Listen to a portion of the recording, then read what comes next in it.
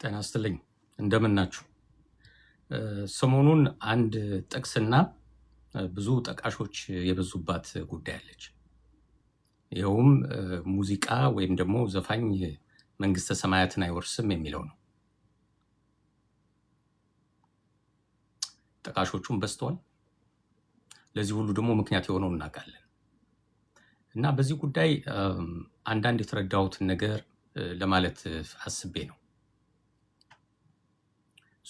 የተወሰኑ ጥያቄዎችን ለመጠየቅ እሞክራለሁ። የመጀመሪያው ሙዚቃ ራሱ ኃጢአት ነው ወይ? ሁለተኛው ፈጣሪ ዘፈን አይወድም ወይ? ዘፋኝን አይወድም ወይ? ይጠየፋል ወይ? ዘፈን የማይወድ ከሆነ ዘፋኝ ወይም እግዚአብሔር ዘፈን የማይወድ ከሆነ ዋና ፈጣሪ የሚናደደው በኮንቴንቱ ነው፣ በግጥሙ በዜማው ነው ወይስ በሙዚቃ መሳሪያው ነው? ሙዚቃ መሳሪያን የማይወደው ወይስ ኮንቴንት እየመረጠ ነው እግዚአብሔር ማለት ነው? ዘፋኝ የማይወደው ዘፋኝ የማይጸድቅ ከሆነ ማለት ነው።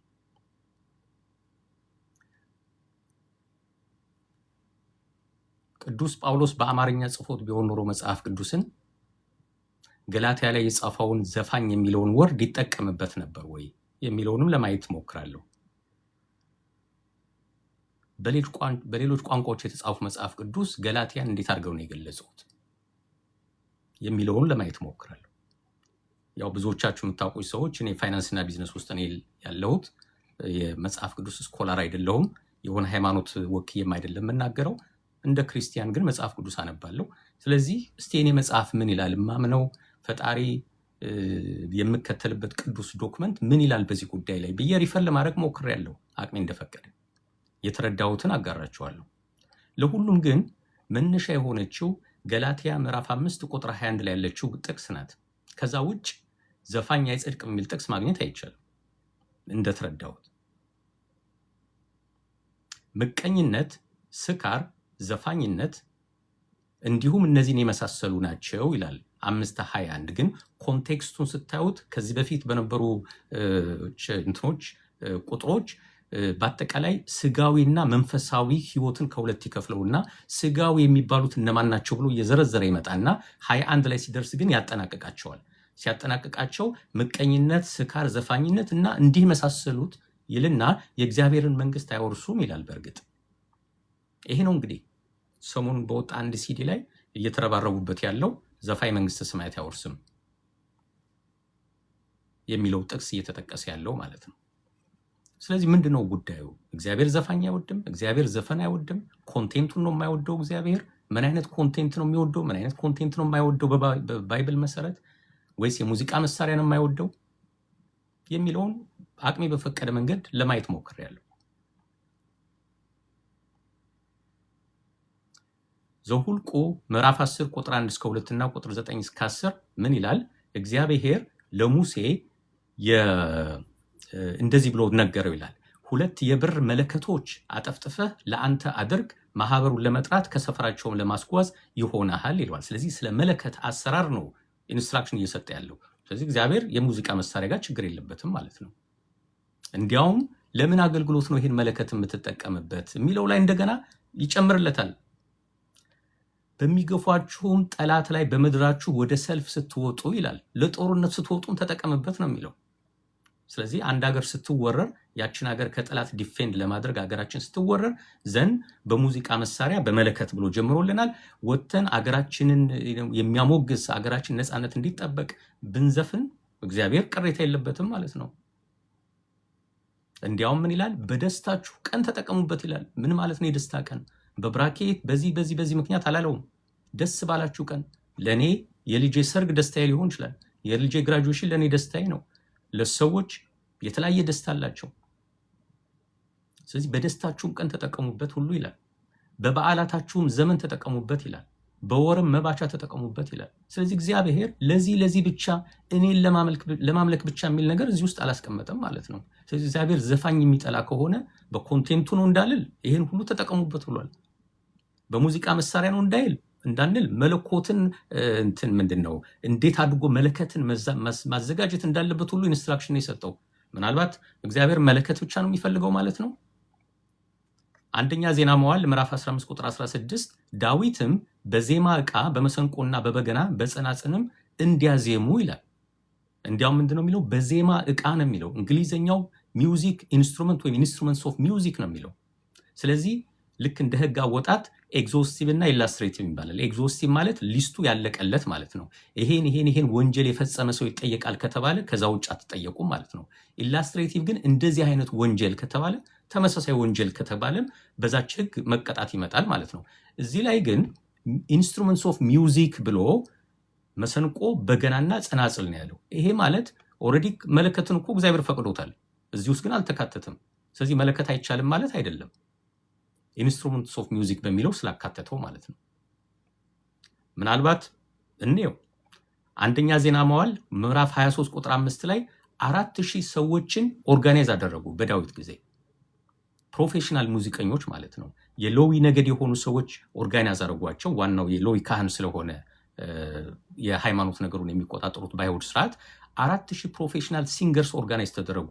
4000ም ለምስጋና በተሰሩ በዜማ ዕቃዎች እግዚአብሔርን ያመሰግኑ ነበር ነው የሚለው። በሚውዚክ ኦፍ ኢንስትሩመንትስ ነው። ሊስት አላመጣም እዚህ ጋር የሙዚቃ መሳሪያ። ሁለተኛ ዜና መዋዕል ምዕራፍ 5 ቁጥር 12 እስከ 14 ደግሞ በጸናጽል በገናና በመሰንቆ ይላል። መሰንቆ ጨምርበት ማለት ነው። መዝሙረ ዳዊት 150 ላይ እግዚአብሔርን በመቅደሱ አመስግኑት ይልና በመለከት ድምፅ አመስግኑት፣ በበገናና በመስቀኑ አመስግኑት፣ በከበሮና በዘፈን አመስግኑት ይላል። ከበሮ ጨመሩበት። ሊስቱ እየጨመረን የመጣው ከሶስቱ ውጭ አትጠቀም የሚባል ነገር የለም ማለት ነው። በዘፈን አመስግኑት ነው የሚለው እግዚአብሔርን። እግዚአብሔር ዘፈንን አይወድም አይጠላም ማለት ነው። ለእግዚአብሔርም መዝፈን ይቻላል ነው የሚለው መጽሐፍ ቅዱስ። እኔ አይደለሁም ያልኩት። መዝሙረ ዳዊት ላይ በከበሮና በዘፈን አመስግኑት ነው የሚለው። በአውታርና በኢምቢልታ አመስግኑት፣ አውታር የሚል ደግሞ ጨምርበት። ስለዚህ የሙዚቃ መሳሪያው ጋር እግዚአብሔር ችግር የለበትም። ዘመኑ እያደገ በመጣ ቁጥር የሙዚቃ መሳሪያዎቹ እየተጨመሩ ሊሄዱ ይችላሉ ማለት ነው። በእያንዳንዱ ዘመን አዳዲስ ሙዚቃ መሳሪያዎችን እየጨመረልን ስለመጣ፣ ስለዚህ ስናጠቃልለው እግዚአብሔር ዘፈንን አይጠላም፣ እንዲያውም እግዚአብሔርን በዘፈን አመስግኑት ስለሚል ጭምር። እግዚአብሔር የሙዚቃ መሳሪያን አይጠላም። ራሱ መለከትን በዚህ መንገድ ስራ ስላለው እሱ የመረጣቸው እነ ዳዊትም የተለያዩ የሙዚቃ መሳሪያዎችን በየጊዜው ኢንትሮዱስ እያደረጉ ስለመጡ እግዚአብሔርን ማመስገን ራሱ ዘፈን ነው ብሎናል። ምናልባት አንድ ቦታ በስህተት አስገብተዋት ይሆን? እኔው መዝሙረ ዳዊት 149 ቁጥር 1 እና 3 ምን ይላል? እግዚአብሔር አዲሱን ቅኔ ተቀኙለት፣ ምስጋናውን በቅዱሳኑ ጉባኤ ነው፣ ስሙን በዘፈን ያመስግኑ ነው የሚለው። ዘፈን ነው የሚለው። ስለዚህ ገላትያ ላይ ዘፋኝ አይጸድቅም የሚለው ዘፈን እዚህ ጋር ለእግዚአብሔር መዝፈን ይቻላል ማለት ነው። እግዚአብሔር ደግሞ ለእኔ ብቻ ዘፈኑ አላለም። ከጠላቶቻችሁ ጋር ጦርነት ስትወጡ ተጠቀሙበት የሙዚቃ መሳሪያውን ብሏል። ደስ ባላችሁ ጊዜ ተጠቀሙበት ብሏል። ለበጎ ነገር ማለት ነው። ለእኔ ብቻ ነው አላለም እግዚአብሔር። ከእኔ ውጭ የሆነ ስም ጠርታችሁ ስለ ልጆቻችሁ፣ ስለ ተራራ፣ ስለ ወንዝ በፍጹም ምንም ነገር እንዳትተነፍሱ አላለም እግዚአብሔር። እስካሁን ባየ ነው ተጠቀሙበት ነው ያለው። እንዲያው መኃልየ ዘሰሎሞን ቁጥር 2 ምዕራፍ 2 ከ10 እስከ 13 ላይ ምን ይላል? ውዴ ሆይ ተነሽ፣ ውበቴም ሆይ ነይ፣ እነሆ ክረምቱ አልፏልና ዝናቡ ሄዷልና አበቦች በምድር ላይ ተገለጡ፣ የዜማም ዘመን ደረሰ። ስለ እግዚአብሔር እኮ አይደለም እየዘመረ ያለው ጠቢው ሰሎሞን። እዚሁ ስለ እግዚአብሔር የሚል ነገር አለ። ቴዎሎጂ የተማሩ ሰዎች ከፈለጉ ያስረዱን። ይሄ ማለት ስለ ኢየሱስ ክርስቶስ ነው፣ ስለ እግዚአብሔር ነው ብለው ይተርጉሙ። እኔ ግን የማየው ዝናብ የሚል አለ፣ አበባ የሚል አለ። አበቦች በምድር ላይ በተገለጡ ጊዜ ይላል፣ ክረምቱ አልፏልና ይላል። እኛ የምናውቀው መስከረም ሲጠባ ማለት እኮ ነው። ይሄ እኮ ጥላሁን ገሰሰ ክረምቱ አልፎ መስከረም ሲጠባ ያለው አይነት እኮ ነው። ነብይ ሰለሞን ንጉስ ሰለሞን ሲዘፍነው ጽድቅ የሚሆንበት፣ ጥላሁን ገሰሰ ሲዘፍነው ኃጢአት የሚሆንበት ምክንያት ምንድን ነው? የእግዚአብሔር መንፈስ የእግዚአብሔር ፍላጎት እሱ ነው ወይ ነው ጥያቄው። ይሄው እንዳልሆነ አሳየ ነው። ስለዚህ ለብዙ ነገር ሙዚቃን መጠቀም እንችላለን ማለት ነው። እንዲያውም እግዚአብሔር በሙዚቃና በሙዚቃ መሳሪያ እንጆይ ያደርጋል፣ ይደሰታል። እኛም እኮ ከጸደቅን በኋላ ገነት ከገባን በኋላ እኮ 24 ሰዓት በዙፋኑ ፊት ፈጣሪን ማመስገን እኮ ነው። ሌላ ስራ እኮ የለንም። እዛ ሰዓት ኮንሴፕት የለም። 24 ሰዓት ፎር ኢተርኒቲ ማለት ነው። ሙዚቃ በጣም እንጆይ ያደርጋል፣ መዝሙር እንጆይ ያደርጋል ፈጣሪ። በምድር ላይ ያለንም በፍጹም ይሄን ነገር ማድረግ አትችሉም የሚል አንድም ቦታ የለም ኤክሴፕት ገላትያ 5:21 ላይ። እሷን ደግሞ እናያታለን። ዘጸአት ላይ እስራኤላውያን ከግብፅ ከወጡ በኋላ የአሮን እህት ነቢቷ ማርያም ከበሮ በእጇ ያዘች፣ ሴቶቹም ሁሉ ከበሮ ይዘው እየዘፈኑ ተከተሏት ይላል። ማርያምን መለሰችላቸው እንዲህም ስትል እጅግ ከፍ ከፍ ብሏልና ለእግዚአብሔር ዘምሩ፣ ፈረሱንና ፈረሰኛውን በባህር ጣላቸው። ግብፃውያን እስራኤላውያንን እያሳደዱ ተከትለዋቸው መጥተው ነበር። በኋላ ግን ባህሩ ዋጣቸው። ይሄን ድል ለማብሰር ከበሮ ይዘው እየዘፈኑ ነበር ጠላቶቻቸውን ስላሸነፉ። ይሄ ነገር ነውር ነው ኃጢአት ነው አልተባለም። ትክክል ነገር ስለሆነ እኮ ነው ባይብል ላይ የተጻፈልን።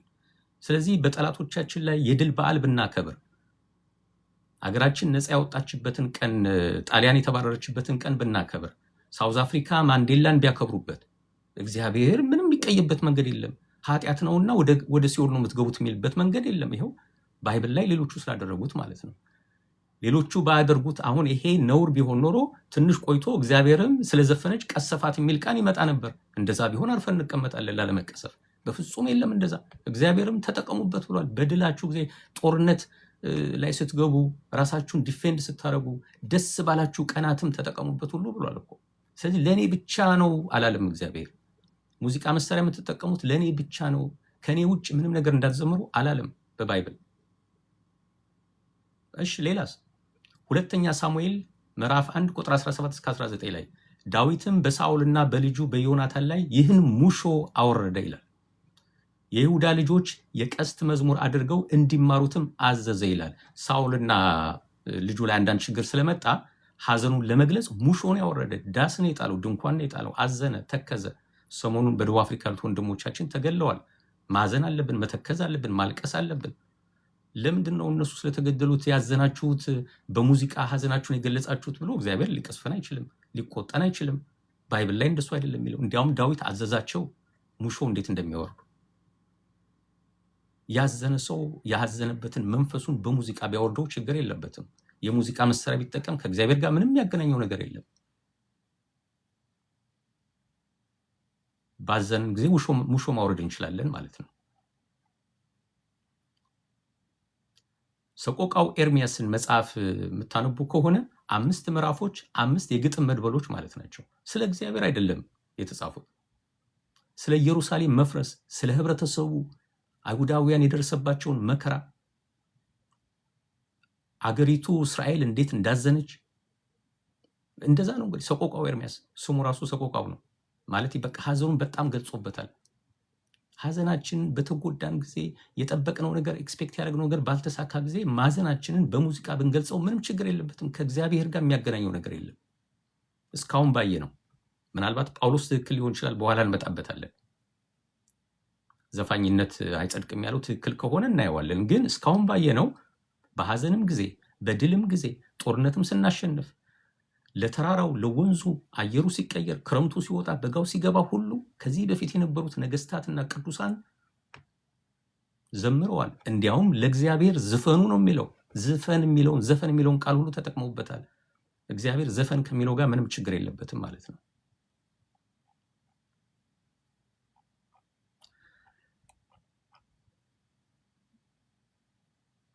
ቅዱስ ያሬድ በእኛ እምነት በተለይ በኦርቶዶክስ ደግሞ የታወቀ ሰው ነው፣ ቅዱስ ነው። በተለይ የሙዚቃን ሲስተም የኢትዮጵያን የሙዚቃ ሲስተም ያስተዋወቀው እሱ ነው። ድጓ፣ ጾመ ድጓ፣ ምዕራፍ፣ ዝማሬ፣ መዋስት የሚባሉትን ኮንሴፕቶች ያመጣልን እሱ ነው። የሙዚቃ ሞድ የሚባሉትን ግዕዝ፣ እዝራ፣ አራራይ፣ እዝል፣ አራራይ የሚባሉትን በሙሉ ያመጣው እሱ ነው። ቅዱስ ነው የሚባለው በእኛ መጽሐፍ፣ በእኛ እምነት ቅዱስ ያሬድ ነው የሚባለው። ዋናው የያሬድ መገለጫ ሙዚቃ ነው። ያሬድ ሙዚቃ ትምህርት ቤት የተከፈተውም ለዛ ነው። ቤተክርስቲያን ቅዱስ ያለችው ሰው የፈጠረውን የኮምፕሌክስ የሆነ የሚውዚክ ስርዓት ኃጢአት ብለን ማጣጣል ተገቢ አይመስለኝም። ካልሆነ ቅድስናውን ወይ እንግዲህ የሆነ ጥያቄ ሊያስነሳብን ነው ማለት ነው። ሙዚቃ ኃጢአት ከሆነ የሙዚቃ መሳሪያ ደግሞ ለእግዚአብሔር ብቻ ነው መሆን ያለበት። ስለ ተራራ ስለ ወንዝ አይቻልም ከተባለ ባይብል እንደሱ አይደለም እያለን ያለው። ትችላላችሁ ነው የተባለው። በጦርነትም ጊዜ ድል ስታረጉም ክረምቱ ወጥቶ በጋው ሲገባ እያለ ሰለሞን እየተቀኘ ነበር። አሁን ስለዚህ እንደዛ ከሆነ በተለይ ኦሪት ላይ ያሉት እና ብሉይ ላይም ኦሪት ኪዳን ላይ ያለው አዲስ ኪዳንም አልፎ አልፎ ሙዚቃ መዝሙር ጥሩ እንደሆነ ይናገራል። ስለዚህ ጥያቄው ጳውሎስ ለምንድን ነው ዘፋኝ አይጸድቅም ያለው ወደሚለው እንመለስ። ወደ ዋናው ጥያቄ ጳውሎስ አማርኛ አይችልም። ስለዚህ ዘፋኝ የሚለውን ቃል በአማርኛ አልተጠቀመም ጳውሎስ። ጳውሎስ የተጠቀመው የግሪክ ቃል ኮሞስ የሚል ነው። ምን ማለት ነው ከተባለ በጳውሎስ ዘመን ከክርስቶስም በፊት ግሪኮች አንድ በዓል ነበራቸው፣ በየጊዜው የሚከበር የጎዳና ላይ ፌስቲቫል አይነት ነው ኮሞስ የሚባል። አሁን ብራዚል ጋር እንደሚታየው ፌስቲቫል ማለት ነው። ብራዚል ካርኒቫል እንዳለው አይነት፣ ከዛ ትንሽ ለየት ይላል። ይሄ ደግሞ በጣም የባሰው ነው የኮሞስ። የኮሞስ የግሪክ ፌስቲቫል ምንድን ነው? አንደኛ የጣዖት አምልኮ አላቸው። በጣም ይጠጣሉ።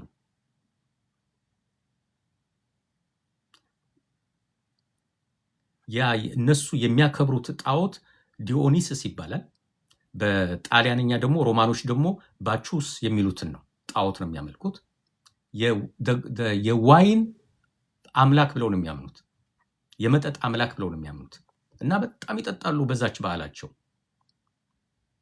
ስፓኒሽ ውስጥ አሁን በቲማቲ የሚወራወሩበት ባህል አላቸው። ቻይና ውሃ የሚራጩበት ባህል አላቸው። ልክ እንደዛ እነዚህ ግሪኮች ደግሞ በመጠጥ ነው የሚያከብሯት። እሱ ብቻ አይደለም፣ በጣም ይሰክራሉ፣ መንገዱን ያጥለቀልቁታል፣ በጣም ይጮሃሉ፣ ይረብሻሉ። ኃይለኛ ሙዚቃም ሊኖር ይችላል። እንግዲህ ድሮ ስፒከር አልነበርም፣ ስፒከር ይዘው አይወጡም፣ ግን እየጮሁ ይዘፍናሉ። የሚያሳዝነው እና ሌላው ለየት የሚለው ደግሞ ራቆታቸውን ይሆናሉ፣ እርስ በርስም የግብረ ሥጋ ግንኙነት ያደርጋሉ፣ ይደባደባሉ። ይሄ ነው ኮሞስ የሚባለው በግሪኮቹ። ጳውሎስ የኃጢአት ስራዎች ብሎ ቅንዓት፣ ስካርና ኮሞስ ነው ያላቸው። ክርስቲያን ሆናችሁ እዚህ ኮሞስ በዓል ላይ የምትሳትፉ ከሆናችሁ ክርስቶስ አድኖኛ ስላላችሁ አጸድቁም፣ ይሄ ጣዖት እያመለካችሁ ነው፣ አጸድቁም ነው የሚላቸው። አሁንም ክርስቲያንን ብለው ጠንቋይ ቤት የሚሄዱ ሰዎች አይነት እንደማለት እኮ ነው። ወይም እግዚአብሔር የማያከብረው የማይወደው ቦታ ላይ ኃይለኛ ፌስቲቫል ላይ እንደዚህ አይነት ሴሬሞኒ ካለ ኢትዮጵያ የለም እኔ እስከማውቀው።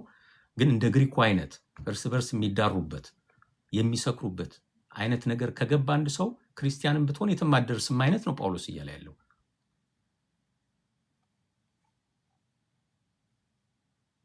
ስለዚህ ለምንድን ነው ኮሞስ ብሎ የተረጎመውን የጻፈውን እኛ ወደ አማርኛ ስናመጣው ዘፋኝ እንዴት ልንለው ቻልን? ምን አገናኘው ከዘፈን ጋር ብለን ነው እኮ እየጠየቅን ያለ ነው። እኔ ስኮላር አይደለሁም፣ ጀስት ጥያቄ ነው እየጠየቅኩ ያለሁት። አውቃለሁ የሚል ሰው መመለስ ይችላል። እንግዲህ የራሱን ፕሮግራም እንደዚህ ሰርቶ ማስተማር ይችላል። ስኮላር ነኝ የሚል ሰው እኔ ጥያቄ እየጠየቅኩ ነው፣ ያልገባኝ ነገር ስላለን። በአሜሪካም እንደ በሚስጥር የሚደረጉ በዓላት አሉ፣ የሰይጣን ተከታዮች የሚባሉት የሚያከብሯቸው። አንዳንዴ ቤት ውስጥ ሳይሆን ጫካ ውስጥ ሄደው ነው የሚያደርጉት። ሰው እንዳያቸው ፊታቸው አይናቸው ላይ የሆነ ማስክ ነገር ያደርጋሉ። ራቆታቸውን ነው። አሁን ቅርብ ጊዜ አንዳንድ ፒክቸሮች ኤፒስቲን ፋይል ላይ ሲወጡ እንደነበሩት አይነት ማለት እንደዚህ አይነት ነገር ያደርጉ ነበር ስለሚባል የደም መስዋዕት ያደርጋሉ። ይህ በሚስጥር ነው የሰይጣን ተከታዮች የሚባሉት ማለት ነው። እነዚህ ናቸው ቴክኒካሊ ኮሞስ የሚላቸው ጳውሎስ እነዚህን ነው። ይሄን የሚያከብር እዚህ ውስጥ ያሉትን ሰዎች ነው። በወቅቱ በግሪክ የታወቀ ፌስቲቫል ስለነበር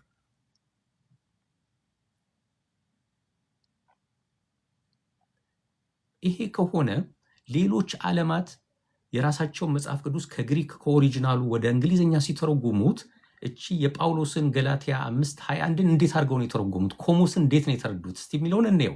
በአማርኛ ዘፈን ብለውታል። እንግዲህ እንዴት ዘፈን እንዳሉት በኋላ ለመገመት ከባድ ነው። ግን ሌሎቹ ሀገራት እንዴት ነው ያዩት? የእንግሊዝኛውን እንየው። ዋይክሊፍ ባይብል የሚባለው በ1382 ላይ የታተመው አንቸስት ኢቲንግ ነው የሚለው የረከሰ የግብረ ሥጋ ግንኙነት ያለበት ኖት ሴክሹዋሊ ፒውር ማለት ነው። የጄኔቫ ባይብል የሚባለው 1560 ላይ የታተመው ግሉቲኒ ነው የሚለው ከልክ ያለፈ ምግብና መጠጥ። ይሄ ከሙዚቃ ጋር ምንም አይገናኝም፣ ዘፈን ጋር ምንም አይገናኝም። ዱዋይ ሪምስ ባይብል የሚባለው በካቶሊኮች የተዘጋጀው በ1610 ላይ ሪቨሊንግ ነው የሚለው ከልክ ያለፈ ፈንጠዝያና ፌስቲቫል ማለት ነው። ዘፈን የሚል ነገር የለውም። ኪንግ ጄምስ ቨርሽን 1611 ላይ የታተመው ሪቨሊንግ ነው የሚለው። ያንግስ ሊተራል ትራንስሌሽን የሚባለው 1862 ላይ የታተመው ኮሞስን ሪቨሊንግ ብሎ ነው የሚተረጉመው፣ ዘፈን አይለውም። ደርቢ ትራንስሌሽን 1890 ላይ ሪቨልስ ነው የሚለው።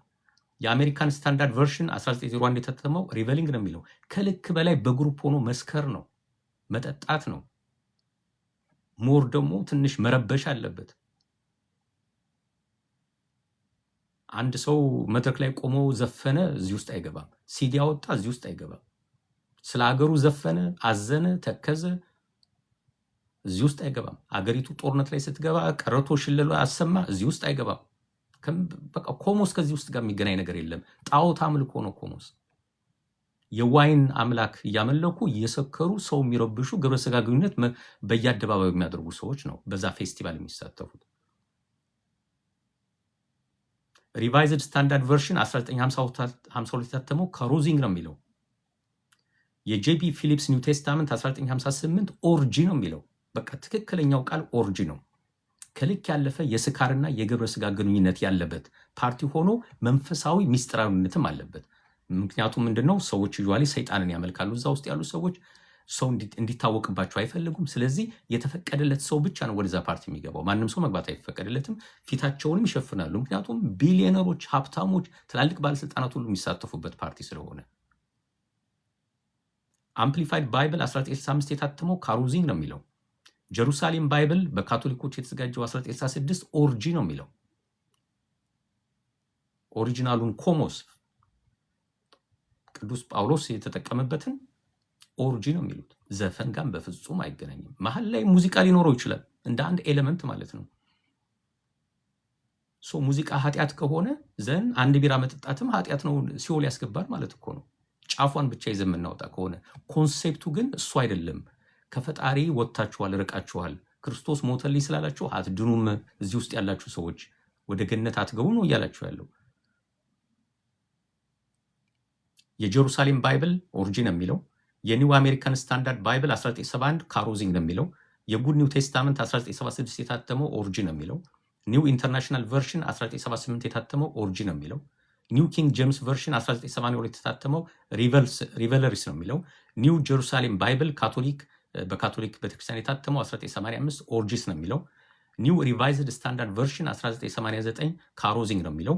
ኒው ሊቪንግ ቴስት ትራንስሌሽን 1996 ዋይልድ ፓርቲ ነው የሚለው። ከልክ ያጣ ፓርቲ ማለት ነው። ይሄው ትንሽ ወደ ጣዖት ምናምንም አልወሰደውም ይሄኛው። አትሊስት ግን ፓርቲው ከልክ ያለፈ ነው። አሁን አንዳንዴ በኋላ የምናያቸው ኬዞች አሉ፣ በዚህ ዘመን እንኳን የሚደረጉ ከልክ ያጣ ድራግ ምናምን ውስጥ የገቡ ፓርቲዎች ማለት ነው። ወደዛ ነው የሚያመጣው ይሄኛው። ትንሽ ከጣዖቱ ትንሽ ለየት አደረገው ማለት ነው። ደ ሜሴጅ የሚባል መጽሐፍ አለ 2002 ላይ የታተመው። አግሊ ፓሮድ ነው የሚለው። በጣም አስቀያሚ የሆነ ፓሮድ ነው የሚለው። ያው ፓሮድ ሰልፍ ማለት ነው። ሰዎች ተሰልፈዋል። አሁን ታንክስ ጊቪንግ ላይም ሰልፍ አለ ኒውዮርክ ያለ። በጣም ምንም ችግር የለበትም እሱ። ይሄኛው ግን በጣም አስቀያሚ ነው። ምክንያቱም በጣም ይሰክራሉ፣ ይጮሃሉ፣ ይደባደባሉ፣ እርስ በርስ ግብረ ስጋ ግንኙነት ያደርጋሉ። ኦርጂ ማለት እሱ ነው። የተወገዙት እነዚህ ናቸው። ጳውሎስ እነዚህን የምታደርጉ ሰዎች ካላችሁ መንግስተ ሰማያት አትገቡም ነው ያለው። ሐሳቡ ኮሞስ ነው ያለው። አማርኛ ስለማይችል ዘፈን ስላላለው ማለት ነው። ምናልባት እንግሊዝኛ የሚያውቁት ሰዎች ስላልገባቸው ይሆን ተሳስተዋል። እነዚህ ሁሉ ባይብሎች የእንግሊዝኛው አማርኛ ብቻ ነው ትክክል ዓለም ውስጥ ካሉት። ሌሎች ቋንቋዎችስ ምንድን ነው የሚሉት? የላቲን መጽሐፍ ቅዱስ vulgate የሚባል 405 ከክርስቶስ ልደት በፊት የታተመው በአጠቃላይ ይሄ የኮሞስን ስርዓት ሲገልጸው ፊስትስ ኦፍ ኤክሰስ ግሉቲነስ ነው የሚለው፣ ባንኩት ነው የሚለው። ከልክ በላይ መጠጥ ምናምን ያለበት የሴሬሞኒ ግብዣዎች ማለት ነው። እንደዛ ብሎ ነው የሚገልጻቸው። የግሪክ ኦሪጂናል መጽሐፍ ግሪክ ኒው ቴስታመንት ኮሞስ ነው የሚለው። ጀርመን ሉተር ባይብል 1534 ላይ የታተመው ሳፉዌን ፍሪሰን ነው የሚለው። ሙዚቃ ቢኖርም ባይኖርም ከፍተኛ መጠጥ የሚጠጣበት ከፍተኛ ምግብ ያለበት ፌስቲቫል፣ በቃ ሰዎች የሚሰክሩበት የሚመገቡበት ከዛም ያለፈ ነገር የሚያደርጉበት። እዛች ውስጥ ዘፈን የሚል ነገር የለውም። በውስጡ ፓርቲው ላይ ዘፈን ሊኖርም ላይኖርም ይችላል። እሱ አይደለማ ዋናው ነገር። ሰዎች እየበሉ እየጠጡ የባህሪ ለውጥ ያመጣሉ። ሲጠጡ ባህሪያቸው ይቀየራል። አማርኛውም እኮ በስካር ነው የሚለው። በስካር ብሎ የጀመረውና ዘፋኝ ብሎ ነው የሚጨርሰው። ግን እሱ ነው እንግዲህ ጥያቄው፣ እንዴት ነው ነገሩ ያልነው። የጀርመን ባይብል ሌላም ባይብል አላቸው የካቶሊክ ቤተክርስቲያን ያሳተመችው። ትሪንክ አንድ እንግሊዝኛው የነሱ እንግዲህ ከባድ ይላል። ኢሴጅልጅ ነገር ነው የሚለው። ይህም ድሪንኪንግ ኤንድ ኢቲንግ ነው የሚለው። ከልክ ያለፈ በላይ ምግብና ፓርቲ ማለት ነው። የፈረንሳይ ሉዊስ ሴገንድ በ1880 የታተመው ኤክሰስ ዲቴብል ነው የሚለው። ከልክ በላይ ያለፈ ነገር ማለት ነው። የፍሬንች ባይብል ዲ ጀሩሳሌም በካቶሊክ ቤተክርስቲያን የታተመው ኦርጂ ነው የሚለው። ኦርጂ ተግባብተናል። ከፈለጋችሁ ጉግል አድርጋችሁ ኦርጂ ምንድን ነው ብላችሁ ይዩት። በስፓኒሽ ሬንስ ቫሌራ የሚባል 1909 የታተመው ባንኩቶስ ነው የሚለው። ከልክ በላይ ያለፈ የመጠጥና የፓርቲ ስርዓት ማለት ነው፣ ዘፈን አይደለም። ኑቪያ ቨርሽን ኢንተርናሲዮናል የሚባለው የስፓኒሾች ኦርጂስ ነው የሚለው። በፖርቹጊዝ መጽሐፍ ቅዱስ አልሜዳ ሪቨርስታ የሚባለው ኦርጂስ ነው የሚለው። በጣሊያን ኮንፍሬንዛ ስፒኖዛ ኢታሊያና የሚባለው በካቶሊክ ቤተክርስቲያን የታተመው ኦርጂ ነው የሚለው። ጳውሎስ ኮስሞስ ያለውን በአማርኛ ዘፈን የተባለውን። ዘፈንና ኦርጂ አይገናኙ በፍጹም። ምናልባት ኦርጂ ላይ ዘፈን ላይኖር ይችላል። ሰዎች ጣዖት እያመለኩ ራቁታቸውን ሆነው ምግብ እየጠጡ እየሰከሩ የግብረ ስጋ ግንኙነት ሲያደርጉ ካሴት ሲዲ ተከፍታ ሊሆን ይችላለች። የዚህ ሁሉ መነሻዋ ግን ዘፈኑ አይደለችም። ወደዛ ያመጣችው የሰይጣን አምልኮ ነው። መወቀስ የሚያል ካለበት ያቺ የተከፈተችዋ ሲዲን የዘፈናት ሰው አይደለም። የራሻው መጽሐፍ ቅዱስ ሲኖዳል የሚባለው 1876 የታተመው ከልክ በላይ የተበጠበጠ የተረበሸ ማለት እኮ ነው ፓርቲው። የአረቢክ ባይብል ስሚዝ ቫን ዲክ ባይብል የሚባለው 1865 ላይ የታተመው ድራንከን ብሮውሊንግ ነው የሚለው። ሮዲ ኢንቶክሲኬሽን፣ ከልክ በላይ የሰከሩ እንደዚህ አይነት ፓርቲዎች፣ ሴሬሞኒዎች ማለት ነው። የኒው አረቢክ ቨርሽን የሚባለው ኖይዚ ድራንክነስ ነው የሚለው። ከልክ በላይ የሰከሩ መበጥበጥ ማለት ነው። የኮሪያ ባይብል ኮሪያን ሆሊ ባይብል ጭራሽ በከንቱ የሚባክን ነው የሚለው። እነሱ ምግቡ ያው ተትረፍርፎ መጠጡ መደፋቱ ምግቡ መደፋቱ እናያዩት እነሱ ስለ ጣዖት አምልኮ ምናምን ጋር አላገናኙትም እነሱ። ምክንያቱም እንደ ባህላቸው ነው የሚያዩት። ኮሪያን ሊቪንግ ባይብል የሚባል አለው። እነሱም ፊስቲንግ ኤንድ ድሪንኪንግ ዊዝ ዋይልድ አባንደን ነው የሚለው። የጃፓኒዝ ኒው ኢንተርኮንቬንሽናል የሚባለው ሮዲ ፓርቲንግ ነው የሚለው። ከልክ በላይ ያለፈ ፓርቲ፣ መስከር፣ መጠጣት፣ አጉል ነገሮችን ማድረግ ነው። አንዱም እዚህ ውስጥ ሚውዚክ የሚል ቃል የተጠቀመ የለም በፍጹም። በእንግሊዝኛውም በዓለም አቀፍ ቋንቋዎችም የተጻፉ መጽሐፍት ገላትያን 21 ላይ ያለችዋን ኮሞስ ብሎ ጳውሎስ የጻፋትን የአማርኛው መጽሐፍ ቅዱስ ዘፋኝ የሚለውን አንድም የኢንተርናሽናል ባይብል የእንግሊዝኛ ባይብል ዘፈን ሙዚቃ ብሎ አልተረጎመውም። እኛ ብቻን በአማርኛ ዘፋኝ ያለው። ቻይኖችም ትራዲሽናል ዩኒየን ቨርሽን 1911 አላቸው። ዋይልድ ዌስትፉል ፊስት ነው የሚለው። ቻይኖች ሌላ ቻይኒዝ ስታንዳርድ ባይብል አላቸው። ዋይልድ ፊስት ነው የሚለው። ኤንድ ክሬዝድ ሪቨርሊ ነው የሚለው። ይሄ በቃ ቅድም ያልናቸው ሴሬሞኒዎች ማለት ነው። የሱሃሊ የኢስት አፍሪካ ቋንቋ ሱሃሊ፣ ኬንያና ሌሎች የሚያከብሩትም እነሱም የሚሉት ድራንክነስ ኤንድ ግሉቱኒ ነው የሚለው። ከልክ በላይ ያለፈ መስከር፣ ምግብ፣ ፓርቲ ማዘጋጀት። እነሱ ወደ ጣዖትም አልወሰዱትም እኮ እነዚህ ሁሉ ግን ሴሬሞኒውን ነው ብቻ የተረጎሙት። ጳውሎስ የተጠቀመው ሴሬሞኒውን ብቻ አይደለም። እነዚህ ሰዎች ጣዖት እያመለኩ ነው። የዋይን አምላክ የሚባል ጣዖት እያመለኩ ነው። እሱ ነው ለጳውሎስ መልእክቱ። ከፈጣሪ ውጭ ሌላ ነገር አታምልኩ። እዛ ውስጥ የምትገቡ ሰዎች አላችሁ፣ ሌላ ጣዖት እያመለካችሁ ነው፣ አትጸድቁም ነው እያላችሁ ያለው። ዘፈን ወደሚለው እንዴት እንደተረጎመ እኔ ማወቅ አልችልም፣ መገመትም ከብዶኛል። ስለዚህ የሃይማኖት አባቶች እስቲ ንገሩን ለምን ዘፈን ተብሎ እንደተተረጎመ። በትግረኛም በአፋን ኦሮምኛም የተጻፈ መጽሐፍ ቅዱስ ያላችሁ ሰዎች እስቲ ሸራርጉን። ገላትያ 5:21 ላይ ዘፈን ነው ወይ የሚለው? ዘመናዊው የሂብሪው ባይብል ሂብሪው ቴስታመንት የሚባለው ዋይልድ ነው የሚለው። ከልክ ያለፈ ባህሪ የሚታይበት ፓርቲ ማለት ነው። የደች ካሮዚንግ ኖቶሪዮስ ፊስቲንግ ነው የሚለው። ሪቶሪዮስ ፊስቲንግ ነው የሚለው። በሙሉ ፓርቲው ሴሬሞኒው ላይ ነው እያተኮሩ ያሉት እነዚህ ሰዎች። ጳውሎስ ፓርቲው ላይ አልነበረም ዋናው ትኩረቱ። ጣዖቱን የምታመልኩት እዛ የምትሄዱት ትሰክራላችሁ፣ በእርግጥ ትደባደባላችሁ፣ በጣም ትጮሃላችሁ፣ ትረብሻላችሁ፣ ርቃናችሁን ናችሁ፣ ግብረ ስጋ ግንኙነት ታደርጋላችሁ። ይሄ በሙሉ ነውር ነው። ዋናው ደግሞ የሆነ ጣዖት እያመለካችሁ ነው። እዛ ጳውሎስን ያናደደው ጣዖት ማምለካቸው ነው። እግዚአብሔር በኋላ ይቆጣችኋል፣ ገነት አትገቡም ያላቸው እነዚህን ሰዎች ነው። ለምንድነው ታዲያ ዘፈን ተብሎ በአማርኛ የተተረጎመው? ለምንድነው አንዳንድ ሰዎች ሙዚቃ ሲያወጡ ተነጥለው እነሱ ላይ ዘመቻ የሚዘመትባቸው? ዘፋኝ አይጸድቅም እየተባለ በፖሊሽም እንደዛው ነው። በፖላንድ ሁላንኪ ነው የሚለው፣ ካሮዚንግ ማለት ነው። ይሄ ከሆነ እንዴት ዘፈን ወደሚለው መጣን ታዲያ? አማርኛ ላይም ብቻ መጽሐፍ ቅዱስ የምናነብና እንግሊዘኛ የሚያነቡት ልጆቻችን የተለያየ ትርጉም ነው የሚሰጡት ማለት ነው። በዚህ ጉዳይ ላይ እንግሊዘኛ ብቻ አማርኛ ለማያነቡ ልጆቻችን ዘፈን ኃጢአት ነው የምንላቸው አይሰሙንም። ምክንያቱም ባይብል ላይ የለም፣ በእንግሊዝኛ የተጻፈው ባይብል ላይ የለም። አማርኛውም አንድ ቦታ ብቻ ነው ያለችው፣ ገላትያ 5:21 ላይ። ግዕዙ ምንድን ነው የሚለው? የአማርኛ አባት የሆነው ግዕዝ ምንድን ነው የሚለው? ቅንዓት፣ ግድያት፣ ስካራን፣ መግባራት ነው የሚለው። ዘፈን የሚል የለውም እኮ ኦሪጂናል ግዕዙ ራሱ። ወደ አማርኛ ሲተረጉም ዘፈን እንዴት ልትመጣ ቻለች? እዚህ ውስጥ እንዴት ብላ ገባች ዘፈን? የትርጉም ችግር ነው ወይስ በፐርፐዝ ነው ያስገቧት? በዛ ላይ ደግሞ የመጀመሪያው የአማርኛ ትርጉም የተዘጋጀው ግብፅ ሀገር ውስጥ ነው። ግብፅ ሀገር ሲተረጎም እንዴት ዘፈንን ሊያስገቧት ቻሉ? እዛ ውስጥ ከፈለጉስ ሌላ ቦታ ስለምን አያስገቧትም? አንድ ቦታ ብቻ ለምን አስገቧት? ምክንያቱም ኢትዮጵያ አንሸንት ካልቸር አላት፣ የራሷ ሙዚቃ ታሪክ አላት። ያሬድ የሚባል ምርጥ ሰው አለን፣ የተለያዩ የሙዚቃ ስታይሎችን ያመጣልን። እንዴት ዘፈን አያጸድቅም ብለው እዛች ውስጥ አስገብተው እስካሁን ድረስ ያለነው ሰዎች እንድንበጣበጥ ሊያደርጉ ቻሉ? ታዲያ በግዕዙም አይልም፣ እንግሊዘኛውም አይልም፣ ፈረንሳዩም አይልም፣ ፖርቹጋሉም ስፓኒሹም ሁሉም አይሉም። አማርኛው ብቻ ናት ዘፈን የምትለው። ግዕዙ እንኳን አይልም እንደዛ።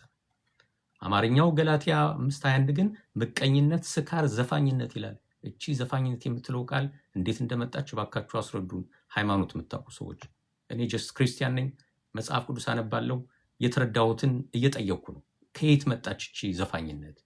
እና አንድ ሰው ደግሞ ሲዲ ሲያወጣ እየተጠበቀች የምትጠቀሰው ለምንድን ነው?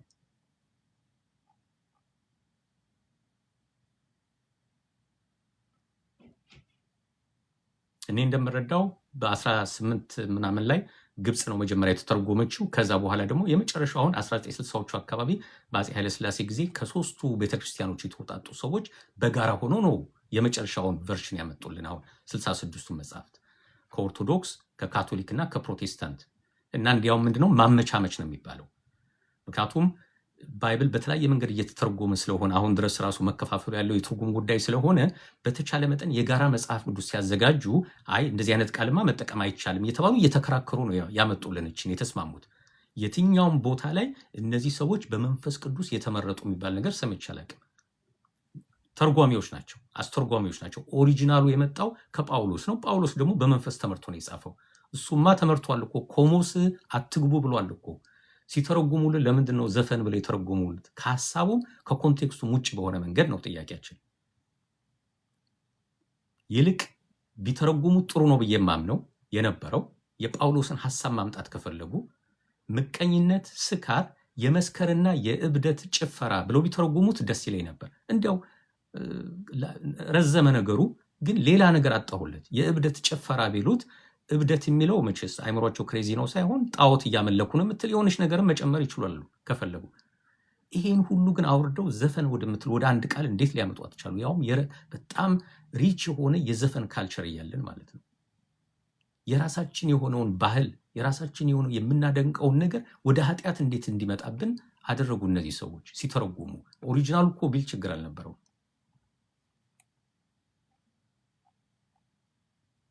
እኔ የምረዳው ግን ምንድን ነው መጀመሪያ የቅዱስ ጳውሎስ ሀሳብ በመንፈስ ተመርቶ የጻፈው ሀሳብ መጀመሪያ አሁንም ባለው ካልቸር በናይት ክለብ በሌሊት የሚጨፈርበት ድራግ የሚጨስበት ጳውሎስ ከሱም አልፎ እርስ በርስ የግብረ ስጋ ግንኙነት የሚያደርጉበት በአደባባይ እሱን ሁሉ አካቷል። እሱ የለም አሁን እንኳን ብንል እንደዚህ አይነት ፓርቲዎች እዛ ውስጥ ሊካተቱ ይችሉ ይሆናል።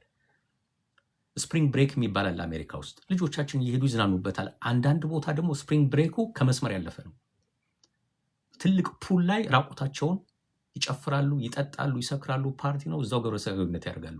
ሆፕፉሊ ልጆቻችን እዛ ውስጥ አይገቡ።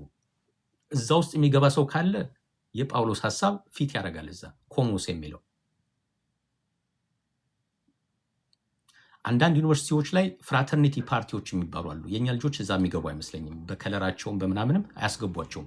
የተመረጡ ሰዎች ብቻ ነው ፍራተርኒቲ ፓርቲ ውስጥ የሚገቡት። እነሱ ደግሞ ከጥንት ጀምሮ በኮንስፓይረሲ ቲዎሪ የሚባሉ ነገሮች አሉ። የሚያመልኩት ምን እንደሆነ ያው ይገመታል።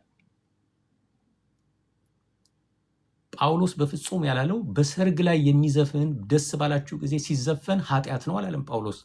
ኮሞስ ማለት እሱ አይደለም። እንዲያውም መጽሐፍ ቅዱስ ደስ ባላችሁ ጊዜ ዘምሩ ወይም ደግሞ ይሄ ሙዚቃ መሳሪያ ተጠቀሙ ብሎ እግዚአብሔር ለሙሴ ይነግሮታል እኮ። ዌዲንግ ሰርግ በጣም የደስታ ቀን ነው። ፈጣሪ በደስታ ቀናችሁ ተጠቀሙበት ብሏል የሙዚቃ መሳሪያውን። ፈጣሪ በዛ በኩል ቅር የሚለው ነገር የለም። በፍቅር በተፈጥሮ ስለ አባታችን፣ ስለ እናታችን፣ ስለ ልጆቻችን የምንዘፍነው ዘፈን እግዚአብሔርን በፍጹም አያስቀይመውም። የሙዚቃ መሳሪያ ስለተጠቀምን በፍጹም አይቀየምም። ብሉይ ኪዳን ውስጥ ይሄን የሚገልጽ ነገር በፍጹም ማግኘት ይከብዳል። እኔ ላገኝ አልቻልኩም። ስለ ተራራ፣ ስለ ወንዝ፣ ክረምቱ ወጥቶ በጋ ሲገባ በመጽሐፋችን በመጽሐፍ ቅዱስ እነ ሰለሞን በደንብ የዘመሩለት ነገር ነው። እኛ ስንዘምረው እኛ ስንዘፍነው ለምንድን ነው ኃጢአት የሚሆነው? ሰለሞን ንጉሥ ሰለሞን የተፈቀደለት። ጳውሎስ እሱን አይደለም እያለ ያለው፣ ኮሞስ ነው እያለ ያለው። ጣዖት እያመለካችሁ ከሆነ ነው ያለው። የሆነ ጣዖት የምታመልኩትን ነው ያለው። እየሰከራችሁ እየጠጣችሁ እንደዛ የምታረጉትን ነው። ቤት ውስጥ ገብቶ አንድ ቢራ እየጠጣ የሰከረን ሰው አይደለም ጳውሎስ ገነት አትገባም እያለ ያለው። በወቅቱ የነበረች ፌስቲቫል ስራ ስለነበረች ነው። አሁን ግሪክ ውስጥ የለችም እሷ ራሷ። ያው ክርስቲያኒቲ ዶሚናንት ስለሆነ ያ ፓርቲም ጠፍቷል። አሁን በጳውሎስ ጊዜ እንደነበረውም አይደለም። በደስታችን ጊዜ ብቻ ሳይሆን በሐዘናችን ጊዜ ዳዊት አዟል፣ ሙሾ አውርዷል። ሙሾውን ስርዓት እንዲከተሉ ሁሉ አዟቸዋል። በተጎዳን ጊዜ ባዘንን ጊዜ ዳስ መጣል አለብን፣ ማዘን አለብን። ሰው ሲሞት ድንኳን ጥለን እናዝናለን። ደረት ይደቃል፣ ይለቀሳል፣ ዜማ ይወጣለታል እኮ የሞተው ሰው ታሪክ እየተነገረ ዜማ ይወጣለታል። የካልቸራችን አካል ነው። ጳውሎስ ስለዚህ ጉዳይ አይደለም እያወራ ያለው። መጽሐፍ ቅዱስ እንደዚህ ማድረግ አትችሉም አላለም። እኔ እንደምረዳው የጳውሎስን ጥቅሳችን ጥቅስ ወስዶ በዚህ በኩል ለሞተ ሰው እየዘፈንክ ስለሆነ አጸድቅ የሚል ሰው ካለ አልተግባባንም ማለት ነው። እግዚአብሔር ፐርፌክት ነው፣ ፍጹም ነው። እንደ ሰው አይደለም የሚያስበው። ፐርፌክት የሆነ ይህን ሁሉ ዩኒቨርስን የፈጠረውን ዓለም የፈጠረውን አምላክ እንዲህ ትንሽ ነገር አውርደን እያንዳንዱ ሲዲ ላይ የሆነ ኮሜንት ይሰጣል ብሎ መጠበቅ ፌር አይመስለኝም። በአጠቃላይ እኔ እንደተረዳሁት